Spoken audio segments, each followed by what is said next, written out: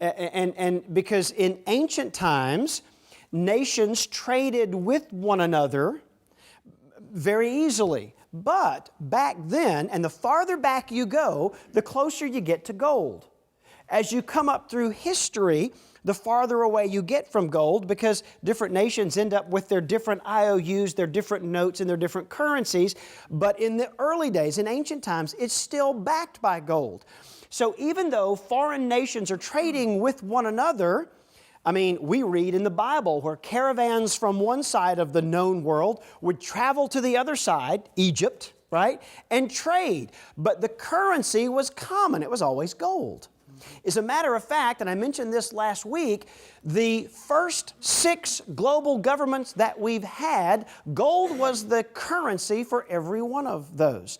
So it was very easy for nations to trade amongst one another, even coming up into relatively modern times, because although they have a different IOU piece of paper currency, that currency is still largely backed by gold. Therefore, we have the same standard of value backing that, and it makes our exchange pretty much on par. Now, how's the United States tied into this? Okay, good question. And how do nations continue to trade amongst themselves? That is a perfect segue into the point I was about to make.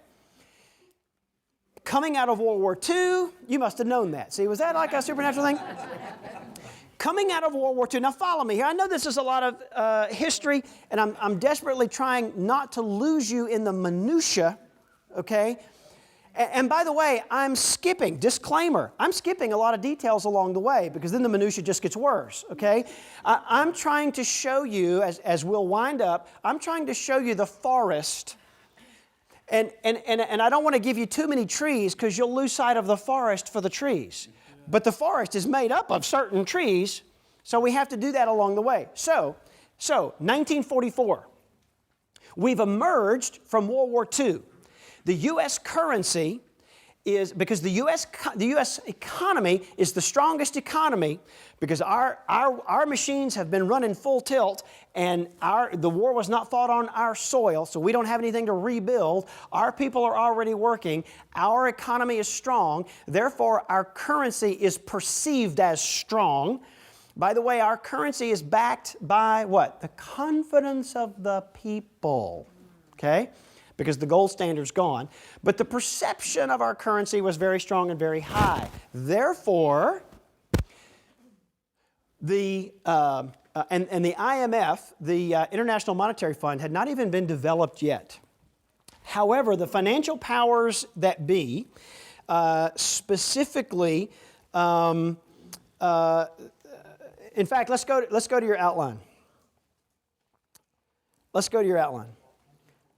In 1944, the U.S. dollar was named the world reserve currency. Now, your blanks are filled in, but let me read through these, and then I'll teach through it and fill in the details.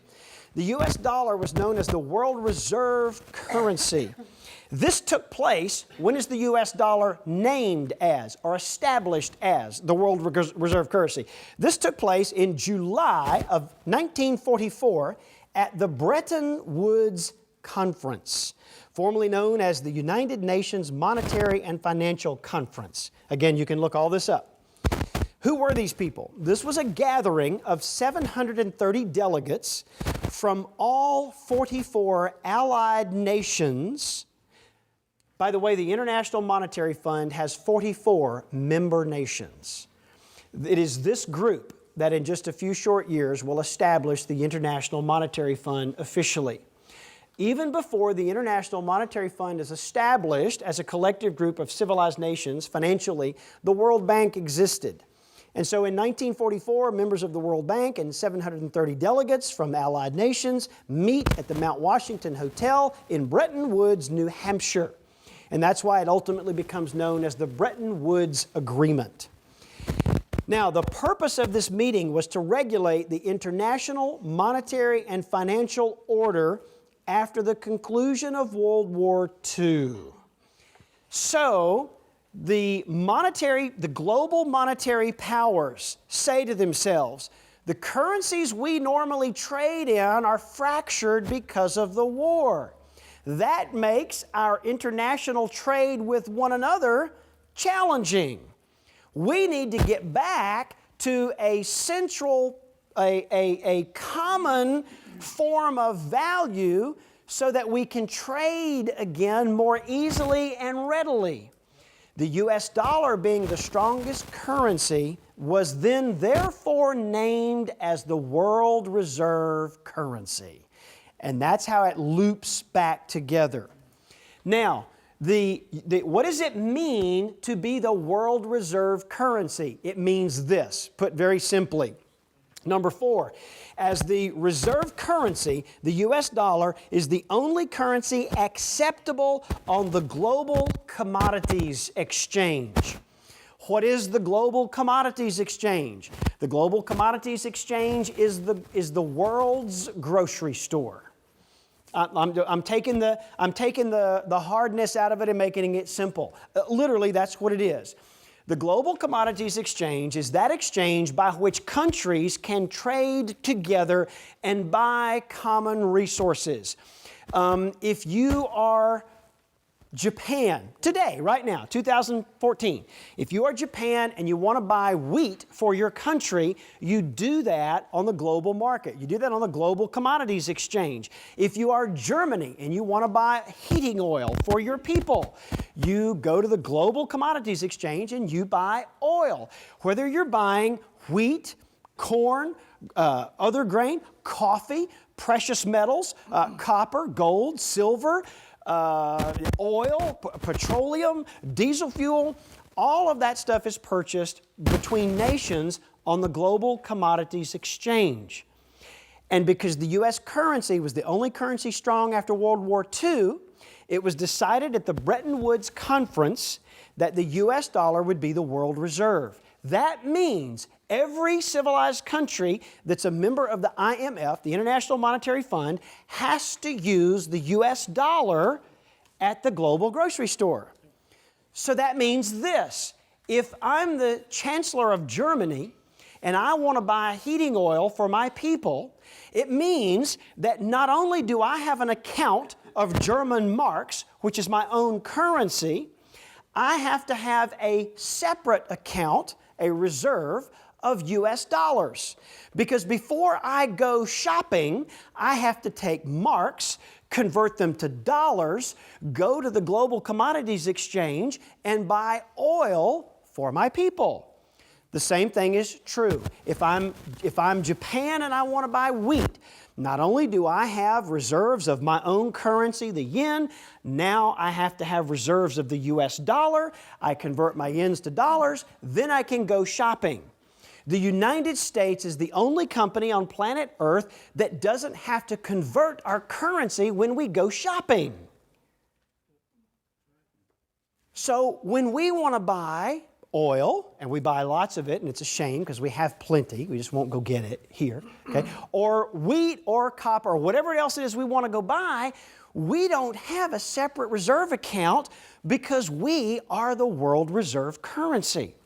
It was established then that the US dollar as the world reserve currency would therefore be the standard of value by which all other currencies are measured. So after that point, all other currencies now are valued in relation to the US dollar. That's called the foreign currency exchange, or Forex. Some of you, if you have an investment portfolio, you might even trade currencies. It's kind of fun. Currencies are more fun to trade than stocks. But it's interesting. Every other currency is valued in dollars. How many dollars will an Australian dollar cost you? How many dollars is a euro worth? How many dollars is a yen worth? How many dollars is a won worth? And the values of those currencies are tied to the value of the US dollar. So the US dollar, what does it mean to be the world reserve? It means that we are the currency, the only currency that's good at the global grocery store, and that means that the value of all other currencies is compared to ours. It means that every other country has to have dollars on hand as well as their own currency, and we don't. But if the US dollar is worthless with no gold standard, And if the other currencies are valued relative to ours, do you begin to see the problem? Now, the federal government prints money at, the Federal Reserve, not the U.S. government, the Federal Reserve prints money at will and without restraint. That's what QE1, QE2, QE3. Now again, look at the terminology. They call it quantitative easing. That's just a term that you won't understand so that you don't know what's happening. It means that our government is printing money like it was water because it might as well be. Quantitative easing means they're literally printing money out of thin air with no value, based on no standard of value, and they're pouring it into the economy. They're just feeding the economy. We owe more money, so let's print more money. That's what quantitative easing is. However, here's the problem. And by the way, we've been printing money like it was going out of style with no concrete value behind it for a long time. But in the last 6 years, what we have printed has gone off the charts. But here's what happens. Anytime, remember, at the beginning of our study last week, when we were discussing monetary history, we said that for anything, whether it's feathers or gold, for a currency to have value and to be exchangeable, it needs to be plentiful enough so that everybody can have some. Only a few will have a lot. But it needs to be scarce enough. It needs to be rare enough to have value. Something that exists in plenty does not have the value of something that exists in few. If everybody in this room wants a piece of pie and we only have one pie cut in 8 pieces, we're going to be fighting over the pie. And all of a sudden somebody says, well, hey, I'll buy a piece of pie. I'll give you $5. And somebody else says, well, I want it worse than you do. I'll give you 10. And the next thing you know, the pie is worth a lot. Let's bring it even closer to home. Let's say we're in the desert starving for water and there's one jar. Now, how much is that jar worth? If you could buy it, how much would that jar of water be worth? A great deal. However, let's say all of a sudden we're starving in the desert and we come upon an ocean of fresh, clean, clear water. Right? We're all going to dive in. There's plenty for everybody and nobody's going to buy anything. So when something exists in plenty, it is worth less and maybe even worthless. And if something exists in scarcity, it's worth a lot. Now, when you're printing money like it's going out of style, you're flooding the market with money. They're throwing money, they're increasing the money supply is what they call it, but the problem is this. You've got so many dollars, you've got so much money in circulation now. You've got so much money in circulation now that the money itself is worth less. And as long as we had a gold standard, they could not print more money than there was gold to back it up. But without a gold standard, they can print money at will. But what we don't realize is the more money they print, the less it is worth. It's a perfect system. Because now we talk about it being thievery. This is why I say it is the most sophisticated crime that we've ever known. Because now we're in a circumstance where they don't have to steal your money when they can steal the value of your money. You carried $1 down and put it in the bank and thought it was safe. The problem is when you went back to get it out, it was only worth 12 cents.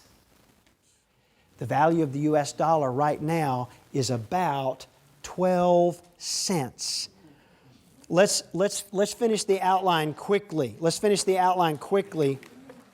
And by the way, we're going to carry over a little bit into next week, so never fear. I've got some points I want to make that we will not have time tonight, and I don't want to keep you, but I've taught through most of our outline points, but let's run through those quickly. We were on D5. As a result of this agreement, the Bretton Woods Agreement establishing the U.S. dollar as the world reserve currency, as a result of this agreement, the Federal Reserve in the United States is able to print money at will and without restraint. The gold standard in the United States. Prior to 1933, the United States used a monetary system in which the currency was backed by gold. Number one, a currency backed by a standard of value remains stable over time. I can prove it. Number two, a side of beef, for example, costs about the same in the late 1600s as it did in the late 1800s. Prices were stable for over 200 years. Well, Brian, we weren't in this country before the 1600s. That's not true. The history in this country goes long back before we were a sovereign nation in 1776. Take a trip to Charleston, South Carolina. I mean, there are settlements there that go back to the 1600s. Yeah, absolutely. So, but here's the thing. Using the fear politically generated during the Great Depression, Franklin D. Roosevelt is able to abolish the gold standard for the nation at large on April the 5th, 1933. This gave full control of our nation's money supply to the Federal Reserve. Now, by the way, when people got afraid during the Great Depression, and by the way, what caused the Great Depression? Without going into a lot of detail, ultimately it was because the Federal Reserve had been fueling the money supply and they cut it off. And with the money supply now being scarce, folks began to make a run on the bank. Because of the fractional reserve system, there wasn't enough money to give them. And so Franklin Roosevelt said, we're not giving you your money. The banks are going to lock their doors. And as a matter of fact, it's illegal for you to possess gold independently. Now, by doing that, because you can no longer possess your own gold, you can't extricate yourself from the system. Now you must be part of the economy of the U.S. dollar and the banking system. You have no choice.